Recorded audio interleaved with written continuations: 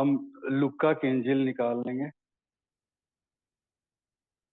लुका जिस समाचार उसका 9वां अध्याय के 28 पद से लेकर, लुक्का की इंजिल उसका 9वां अध्याय 28 से लेकर, ऐसा लिखा है। इन बातों के कोई 8 दिन बाद वह पतरस और यूहन्ना और याकूब को संग लेकर प्रार्थना करने के लिए पहाड़ पर गया।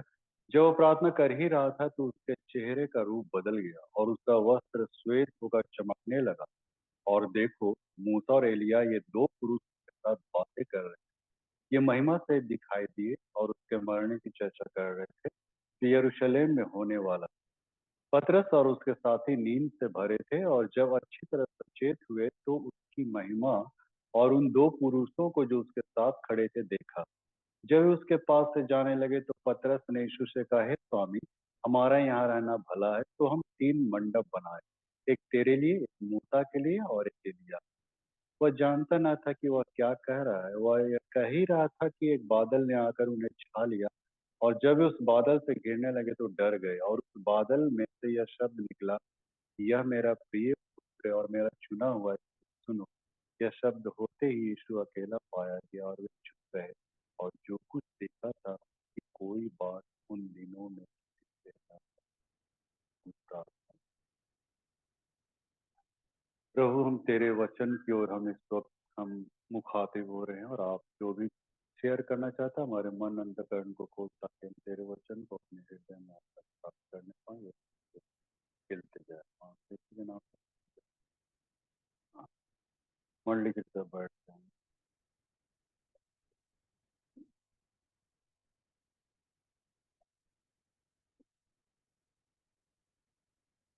तो छेतिया रखा तो अपना गनवे का आवाज नहीं सुनाई देता अभी।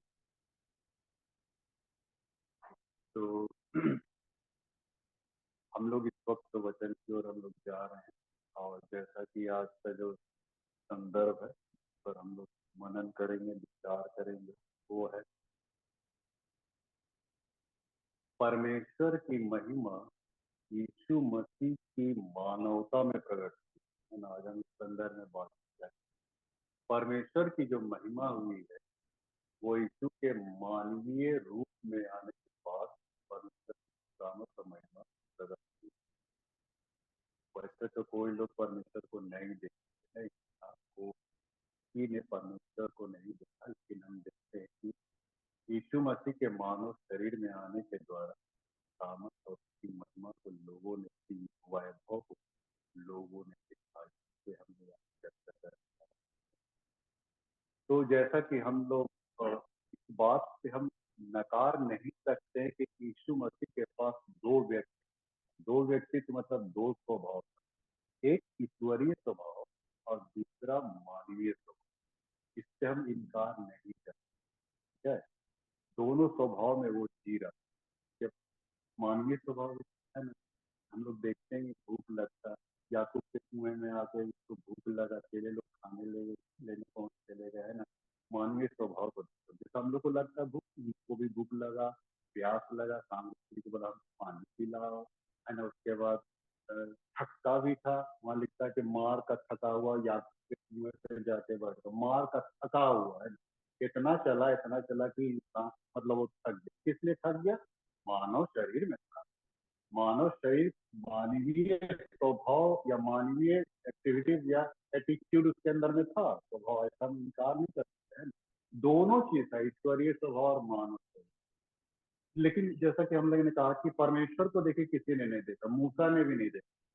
परमेश्वर तो मूसा को बोला, अगर हम प्रकट हो गए ना, प्रकट हो जाएंगे तो तुम यहाँ सीख नहीं पाओगे बाबू, है ना।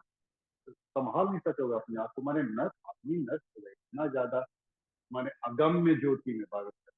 और उसकी पत्रियों में आप देखिएगा लिखता है कि परमेश्वर अगम्य ज्योति में निवास। तो अगम्य ज्योति में उसकी इतनी ज्यादा ज्योति है कि हम उसको नंगी आंखों से देख, इसलिए तो मूसा ओढ़नी ओढ़े रहता था। हाँ, यही वजह था कि ओढ़नी ओढ़े रहता था, नहीं मतलब तो नंगी आंखों से परमेश्वर को किसी ने नहीं देख पा रहा।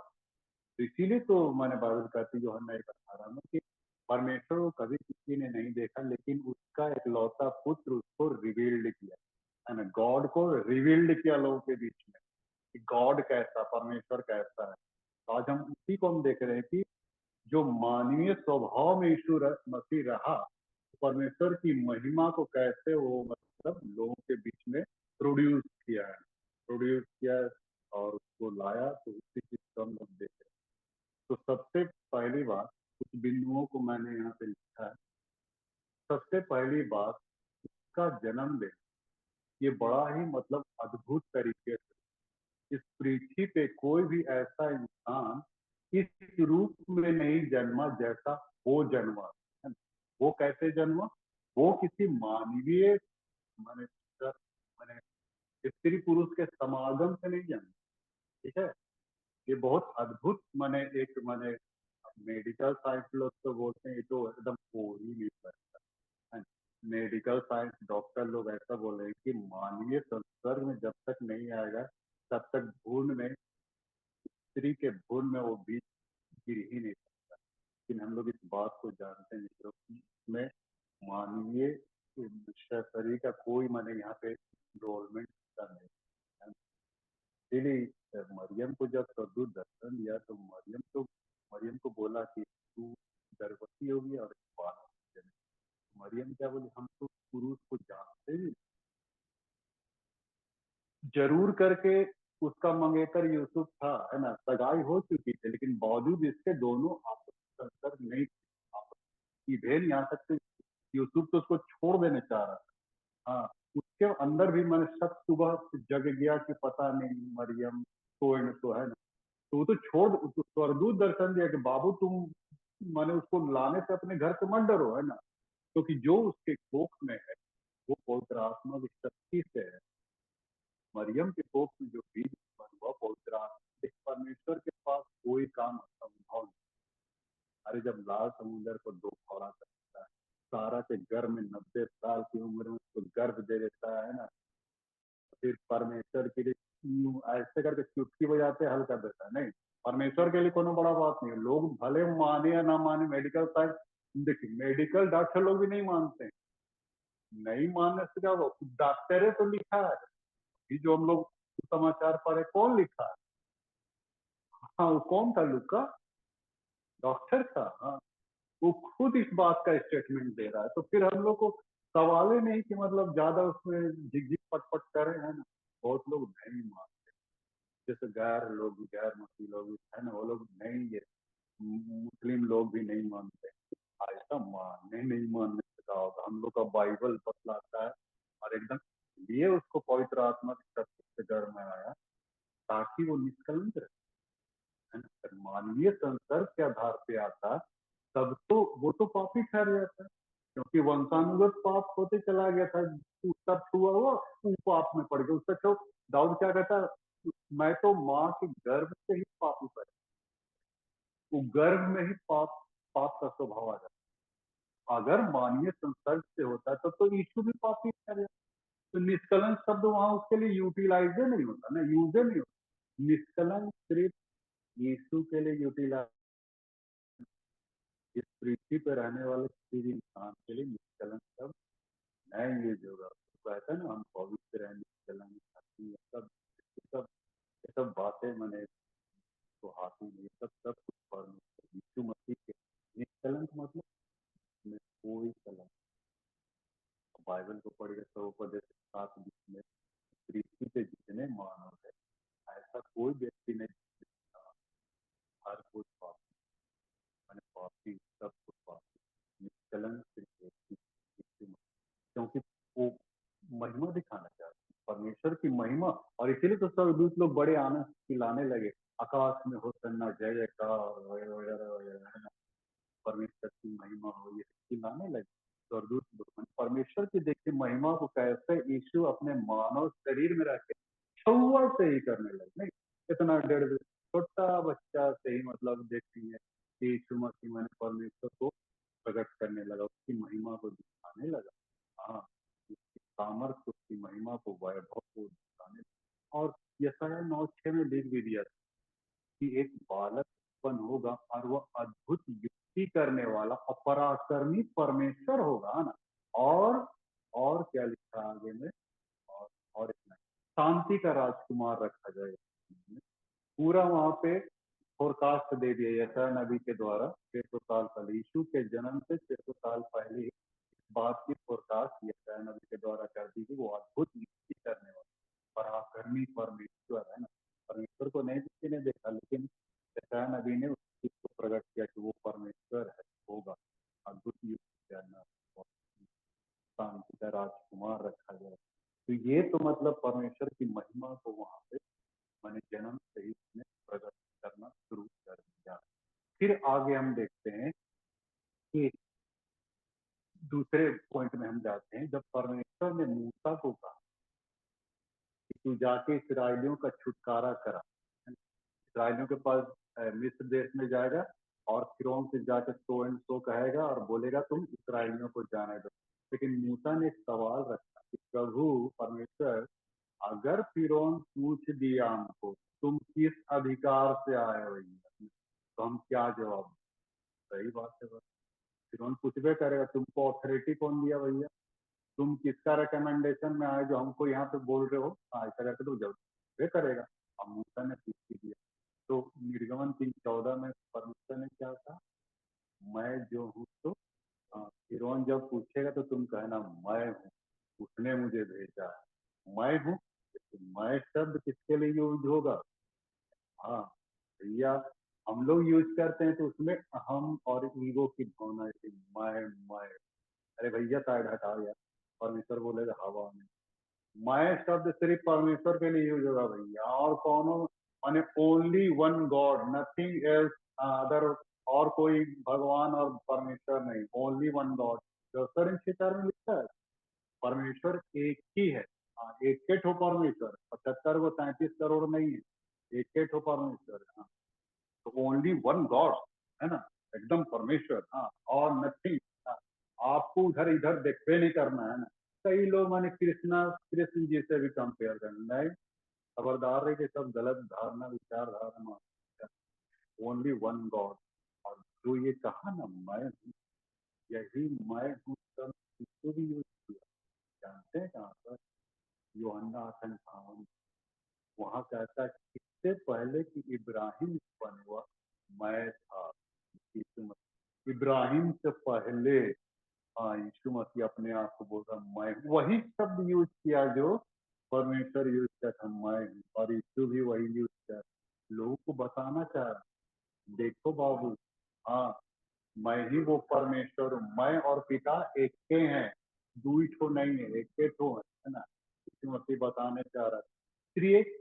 हम लोग कहते हैं ना त्रिएक परमेश्वर, ये बहुत माने पेचीदा है, इसको हम लोग किसी और दिन देखेंगे। त्रिएक परमेश्वर पिता पुत्र पवित्र आत्मा, इसीलिए बहुत लोग तीन बोल देते हैं, ऐसा नहीं है मित्रों। लेकिन परमेश्वर को रिवील्ड कर रहा था, गॉड को रिवील्ड कर रहा था हम लोग के बीच में, है ना। तो ये मतलब परमेश्वर की महिमा को दिखा रहा था लोगों के बीच में। देखो बाबू, फिलिप्पुस भी पूछा परमेश्वर को हमको दिखाओ, तो मसीह बोला अरे जिसने मुझे देखा उसने पिता को उसने देखा, तो उसको आने का आवश्यकता नहीं, जिसे देख रहे हो बस।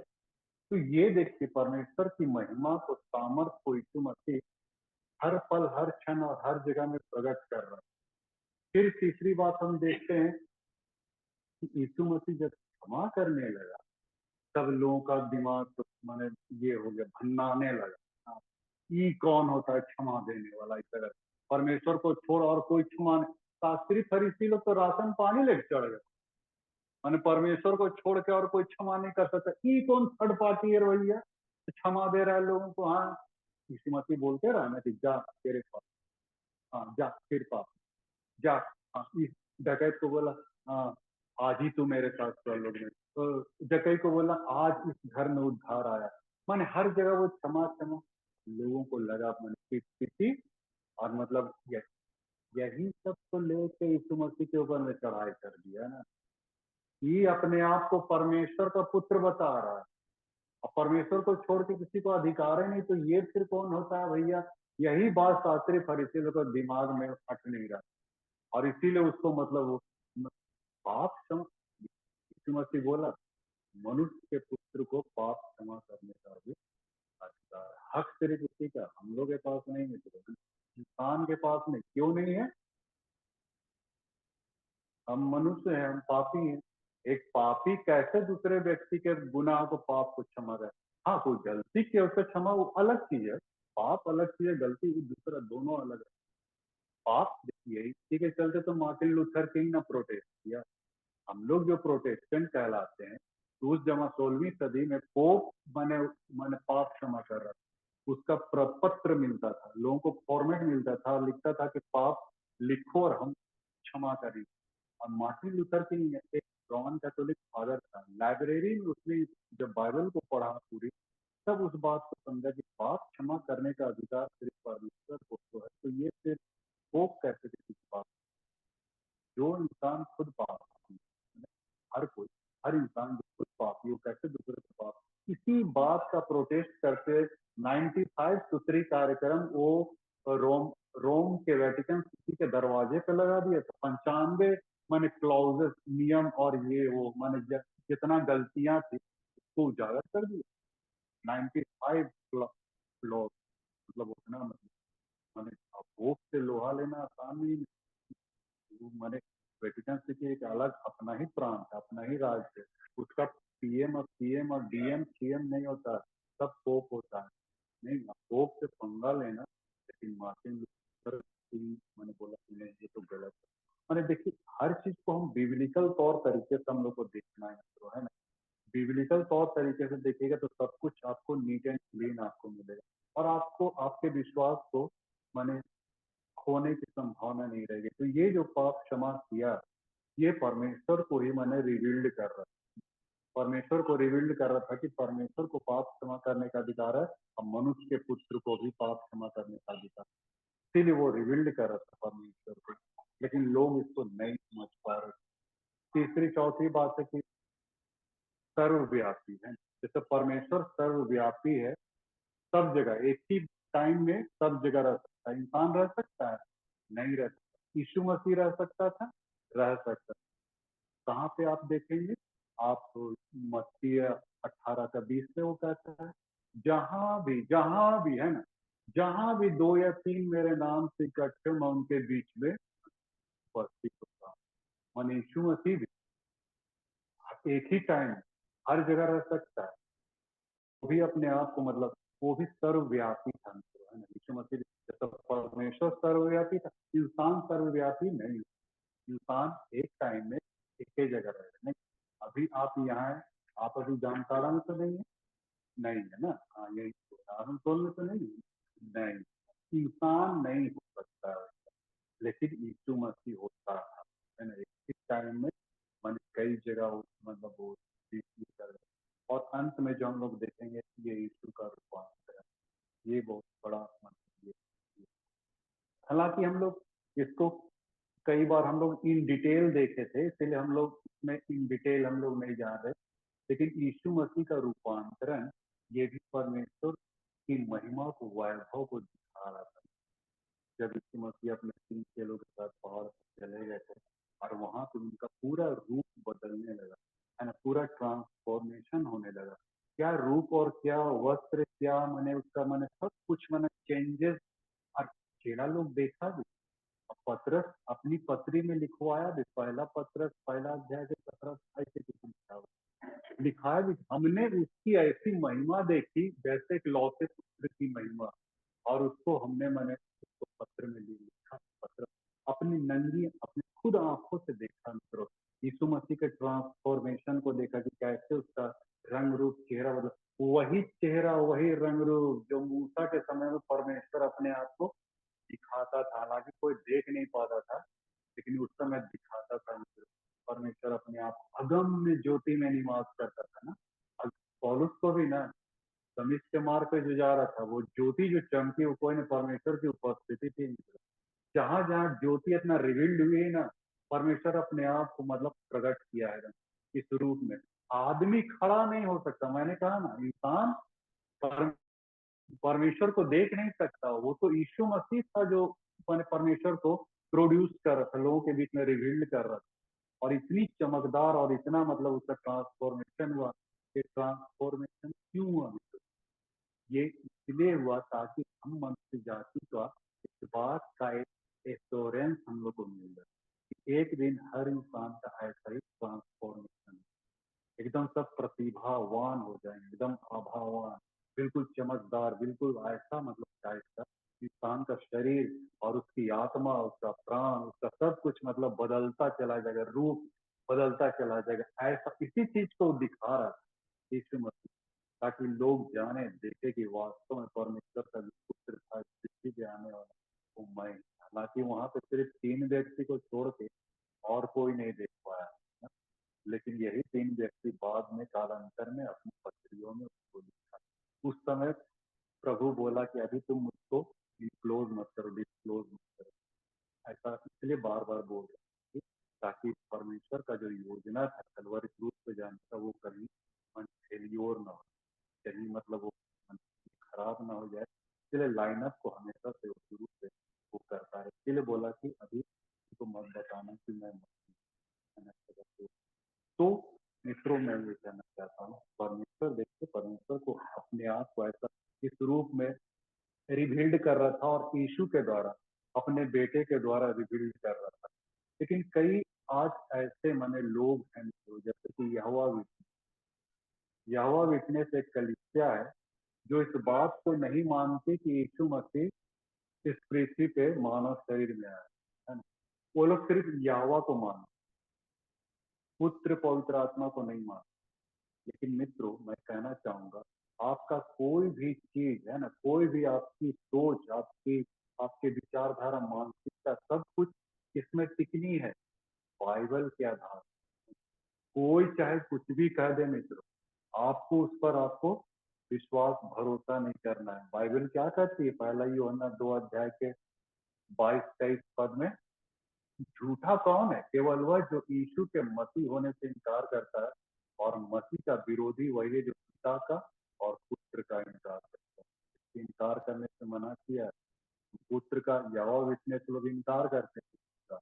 लिखता है 23 पद में, जो कोई पुत्र का इनकार करता है उसके पास पिता नहीं है, जो पुत्र को मान लेता है उसके पास पिता भी है। मतलब पुत्र को ना मानना ये हमारे लिए बहुत बदकिस्मती की बात हो जाएगी। और यहोवा विटनेस आजकल वही करते हैं। देखिएगा मित्रों, आपके घर में भी, आप रांची में बहुत है ये सब, उन लोग हमेशा दो दो करके घूमता है, ट्रैक्स लेके घूमेगा, आपके पास आके यहोवा विटनेस का भाषण मारेगा, आप बिल्कुल यही पद स्थल को दिखा दो, कहाँ यहीं पे क्लोज अप कर दीजिएगा, ज्यादा से ज्यादा हिल हुज्जत कीजिएगा तो मेरे पास भेज दीजिएगा, है ना। पहला यूहन्ना 2 अध्याय के 22-23 पद को आप ये करिए। तो देखिए बहुत सारे लोग माने यीशु मसीह को नहीं मानते कि वो मतलब मानव शरीर में होके आया। अभी भी यहूदी लोग माने नहीं मानते हैं कि यीशु मसीह का प्रथम आगमन होगा। वे लोग अभी भी, ज्यूस लोग का यही थॉट है कि अभी आने वाला, ऐसा करके वो लोग अभी आने वाला। हम लोग तो जानते हैं यीशु मसीह का दूसरा आगमन होगा, बाइबल सब बतलाती है। अभी ज्यूस लोग बोलता है कि नहीं वो तो यीशु मसीह नहीं था, वो तो कोई और था, हिना तेना बहुत सारा।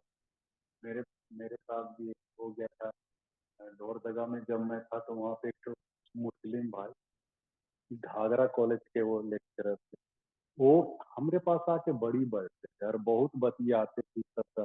हम नहीं बुलाते थे, लेकिन जाहिर था कि उनके मन में कुछ खलल खुलल होता होगा, मन उद्वेलित होता होगा, इसलिए सुनने उनने के लिए। तो वही एक बार आया था, हम लोग लोहरदगा चर्च कैंपस में बातचीत करते, तो मोहम्मदन लोग देखिए यीशु मसीह को मात्र एक नबी के हैसियत से जानते, नबी, शिक्षक, गुरु, बस इतने ही। यीशु मसीह परमेश्वर था इस बात को बिल्कुल मैंने नहीं मान, डिनाई कर देता है। तो मोहम्मदन हमको बोला कि देखिए परमेश्वर तो आत्मा है। बोले हाँ, वैसे यूहन्ना 4:24 में भी लिखता है परमेश्वर आत्मा है, अनावश्यक से भजन करने वाले तो परमेश्वर जब आत्मा है तो आत्मा का तो हाड़ मांस नहीं होता। बोला सही बात बोल, यीशु मसीह जो हाड़ मांस में आया था, शरीर में आया था, उसको कैसे आप लोग परमेश्वर मान लेते हैं? ऐसा करके क्वेश्चन रेज, बड़ा टिपिकल रेज किया। कोई दो मत नहीं भाई, परमेश्वर आत्मा है तो आत्मा तो दिखाई नहीं पड़ती, यीशु दिखाई पड़ रहा है। परमेश्वर का हाड़ मांस नहीं था, यीशु का हाड़ मांस था, तो कैसे आप लोग यीशु को परमेश्वर मान लेते हैं? मैंने उसको यही कहा, देखिए मित्र, मैंने मानव जाति के लिए उद्धार के लिए एक मेमने का बलिदान होना बहुत जरूरी है। इसीलिए इब्रानी 10:4 में लिखता है, उसको बाइबल खोल के पढ़ा है, इब्रानी 10:4 10:4 और 5 में लिखता है कि अनहोना है बैलों और बकरों के लहू से इंसान का उद्धार, इसीलिए उसने एक देह तैयार की। इब्रानी 10:5 में लिखता है, इसलिए उसने एक देह तैयार की ताकि उस देह में मानव जाति के पाप का दंड को चुकता करे परमेश्वर की योजना। अब आप ही बताइए, मैंने उसको यही कहा कि अगर आत्मा रहती तो आत्मा को हम कैसे कील से ठोकते भाई। अब उसका तो भेजवे हेरा गया, मैंने दिमाग हेरा गया भाई। अरे भैया, आत्मा को कैसे आप मैंने उसको तो ताड़ना आप दीजिएगा उस पर, ताकि ताड़ना आने वाले थे ना, तो वही ताड़ना को तो प्रभु ने उठा दिया ना। उनके हाथों में जो कील पाँव सब कुछ जो मैंने उतना पीड़ाओं को जो सहा, ये सारी पीड़ाएं हमारे रात के दंड के लिए हम लोग को मिलना। इसीलिए तो उसने लिखा कि एक देह को तैयार किया, देह तैयार करने के लिए, इसीलिए तो मरियम को चुना। हाँ, बिल्ली का बच्चा बिल्ली होता है, गाय का बच्चा गाय होता है, हाथी का बच्चा हाथी, घोड़ा का बच्चा घोड़ा होता है। इसीलिए एक मानव शरीर में आने के लिए, मानव शरीर में उसको लाने के लिए अनेक स्त्री को उसने मैंने चुना, और वो मरियम थी। और इसलिए मैंने मरियम के द्वारा एक शरीर को उसने तैयार कर दिया, उसके घर में भून को तैयार किया, और तब वो सारा, तो वही यीशु मसीह परमेश्वर को रिवील्ड किया। अब इसमें कतई हम लोग संदेह नहीं करना है, नहीं, यीशु मसीह जगत में नहीं आया, पापों का बोझ को नहीं उठाया, कतई संदेह नहीं करना है। अगर वो माने मानवीय स्वभाव में पैदा होता, मानवीय स्वभाव कहने का मतलब है अगर मनुष्य के संसार के द्वारा पैदा होता, तो वो अपने ही गुनाहों के बदले मर, हमारे गुनाहों के बदले नहीं, वो अपने पाप बदले, क्योंकि वो मानवीय संसर्ग से नहीं लेकिन पवित्र आत्मा की शक्ति से घर में आया और मैंने शरीर धारण किया, और इसीलिए उसने निष्कलंक रूप में बलिदान को पूरा किया। इसलिए परमेश्वर ने इब्रानी की पत्री में उसके बलिदान को सिद्ध ठहराया, परफेक्ट। अब इसमें और कोई मिलावट नहीं है ना, कोई इसमें मैंने और मीन में निकालने का नहीं, मिलावट नहीं। अब बहुत लोग देखिए, बहुत लोग ये ऐसा करते हैं, कर्म धर्म को फिर से घुसेड़ देते हैं, व्यवस्था को फिर से घुसेड़ देते हैं। खबरदार रहिए, परमेश्वर ने यीशु के बलिदान को सिद्ध ठहराया, अब उसमें और कुछ जोड़ घटाव मत कीजिएगा, नहीं तो आप अनुग्रह से गिर जाइएगा। बाइबल का मैं नहीं कहता, गलाती 5:4 में लिखता है, जो कोई व्यवस्था के द्वारा धर्मी ठहरना चाहता, मतलब अपने धर्म करा पर्याप्त, वो परमेश्वर के नजर से अनुग्रह से गिर गए। इसलिए मित्रों, अनुग्रह से ना गिरे, परमेश्वर के एकदम हाजिर नाजिर मानते हुए यीशु मसीह हमारे बदले में कलवरी क्रूस पे गया, इस पर आप पूरी रीति से विश्वास करके चलिए मित्रों। यकीन मानिए, आप इस मसीह जीवन को आप चल सकते हैं, इसको आप अचीव कर सकते हैं, इसमें आप दौड़ सकते हैं, इसको आप सही रूप से आप पकड़े रहें। अदरवाइज जहां आपका ध्यान इधर उधर गया, तब फिर खत्म हो जाएंगे। इसीलिए यीशु मसीह को एकदम बिल्कुल परमेश्वर के पुत्र के रूप में अपने हाथ में स्वीकार कीजिए, और ये आपके लिए फायदे में। तो परमेश्वर अपने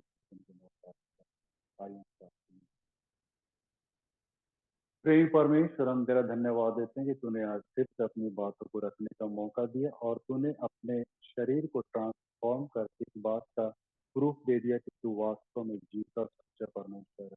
और एक आकाशवाणी भी, ये मेरा प्रिय पुत्र है, तुम इसकी मान। हाँ प्रभु जी, आज हम